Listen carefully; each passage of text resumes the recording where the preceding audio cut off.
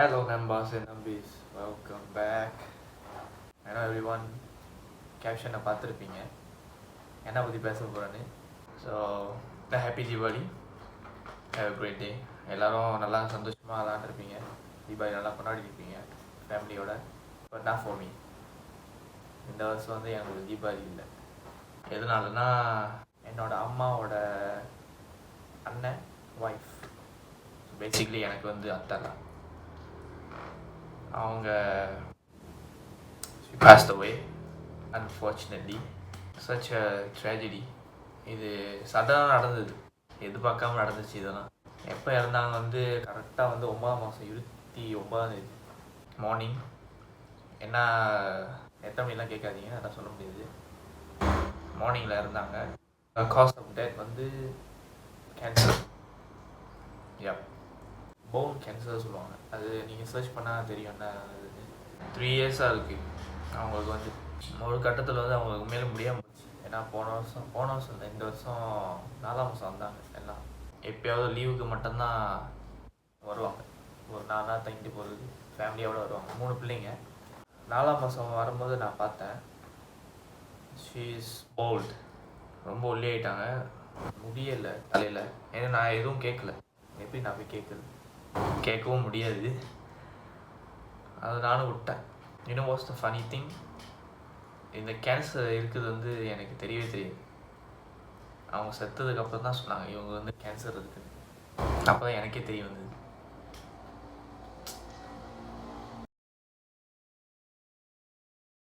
She's too young. S 41. 3 பிள்ளைங்க, எல்லாத்துக்கும் சின்ன சின்ன வயசு தான், இறந்துட்டாங்க. அதனால் நம்மளுக்கும் கரெக்டாக தீபாவளி நிறைய பிளான்லாம் போட்டோம் பிள்ளைங்க கூடலாம். ஒரு ஃபேமிலியாக போய் அவங்க இடத்துக்கு போய் எல்லாம் கொண்டாடலான்னு. நல்லா தான் இருந்தாங்க. 9ஆம் மாதம் 9ஆம் தேதி வந்து எங்கள் தாத்தாவோட பர்த்டே. எங்கள் அம்மாவோட அப்பா. ஏன்னா நான் அவங்க கூட தான் தங்குறேன். அவங்க கூட விஷ் பண்ணாங்க பிள்ளைங்களோட. எங்களுக்கு குரூப் இருக்குது, ஃபேமிலி குரூப்புன்னு. அதில் வாய்ஸ் மெசேஜ் கூட பாடலாம் பண்ணாங்க. பட் இது நடந்து போச்சு. தென் வி ஆல் அவங்க இடத்துக்கு போயிட்டு வேலை முடிஞ்சு நான் வரேன். கரெக்டாக நான் வேலை முடிஞ்சு ஈவினிங், அவங்க காலையில் இருந்தாங்க, ஈவினிங் நான் வேலை முடிஞ்சு 5 மணிக்கு ஃபோன்லாம் வந்து கொடுத்தோம். வேலை முடிஞ்சிட்டு ஃபோன் எடுத்து பார்க்க அவ்வளோ மிஸ் கால். எங்கள் பாட்டி மாமா எல்லாம் ஃபோன் அடிச்சுருக்காங்க, எதுனாலும் தெரில. காடியில் போய் கரெக்டாக இருக்கிறாங்க, திருப்பி ஃபோன் அடிக்கிறாங்க பாட்டி. ஃபோன் எடுத்து பேசுகிறேன், ஒரே அழுவை சொல்கிறாங்க, அத்தை இறந்துட்டாங்கடா இப்படி இப்படின்னு. எனக்கு என்ன பண்ணுறது தெரில. சைடில் காடியை நிப்பாட்டு எப்படி நடந்துச்சு எனக்கு மைனே ஓட மாட்டுது.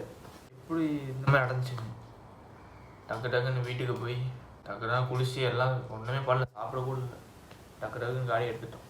ஏன்னா வந்து ரொம்ப தூரம், லாங் டிஸ்டன்ஸ். ஸோ டக்குன்னு போய் தான் ஆகணும்.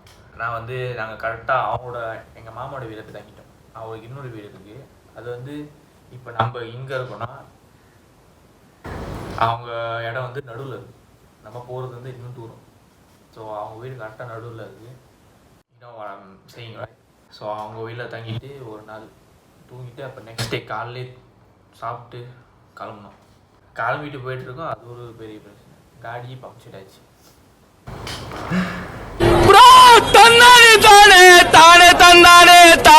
என்னத்தை இடிச்சேன்னு தெரியல. ஹைவேல கருப்பாக என்னமோ இருந்துச்சு. கரெக்டாக ஹைவேல நடு ரோடு, 3 ரோடு இருக்கும். அது உங்களுக்கு தெரியும்.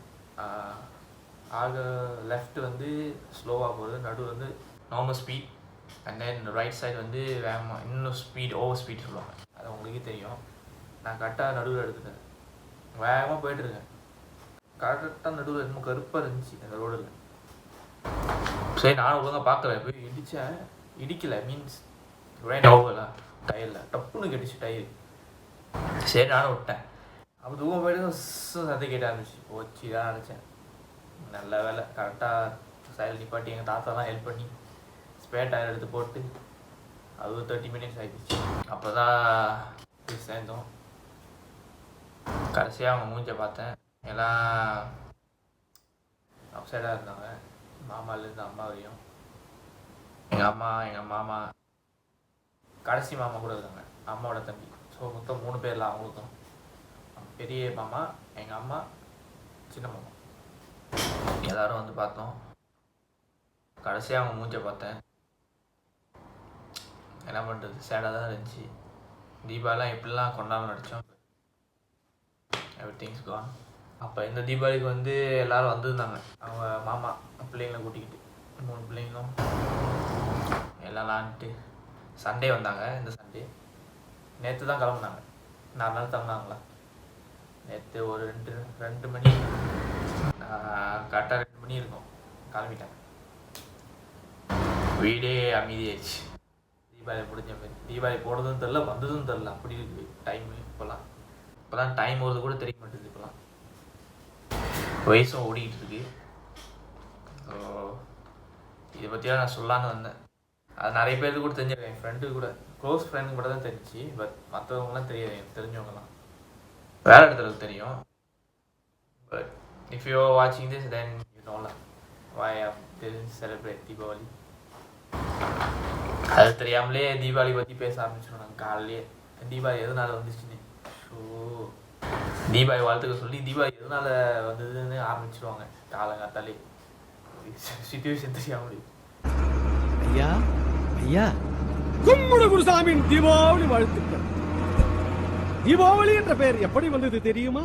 மூடிட்டு போறிய, மிக்க மகிழ்ச்சி. வேற இது ரொம்ப நாளாக வீடியோ போடல, அதனால தான் இந்த வீடியோ போடலான்ட்டு. கண்டென்ட் கிடைக்கும், என்ன பண்ணுறது, வாழ்க்கை எப்படி ஓடிட்டு இருக்கு. ஸோ don't forget, surprise இருக்கு, never forget. Next year I will show you, so be patient.